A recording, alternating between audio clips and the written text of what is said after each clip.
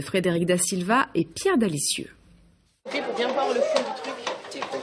Tu pousses, mais c'est pas grave, ça va dessus. Pas de maths ni de français ce matin pour ces élèves de CM2. Ici, on coupe, on remue, on enfourne, avec l'aide tout de même des plus grands, quoique apparemment, ces jeunes-là sont plutôt débrouillards.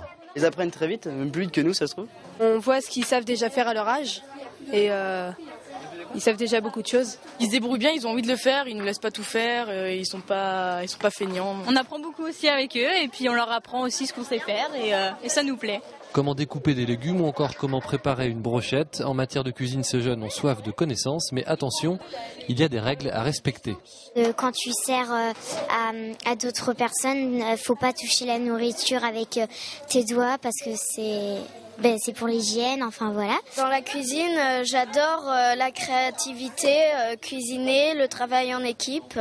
Vous l'aurez compris, tout le monde est ravi de cette expérience, le professeur de cuisine aussi, mais pour des raisons plus pédagogiques. Nos élèves qui ont entre 16 et 17 ans, ils ont besoin de connaître tous les types de clientèle. Et servir des enfants, c'est pas facile. Discuter avec des enfants quand on a 16-17 ans, c'est pas facile. Le meilleur moyen de les rencontrer, c'est de faire des choses ensemble. L'idéal de la cuisine, c'est que tout de suite, on met les mains dans la farine et on est déjà amis, quoi. Après avoir cuisiné, l'heure est venue de déguster. Ce midi, le dicton « On n'est jamais mieux servi que par soi-même ». Ces élèves-là l'ont bien compris.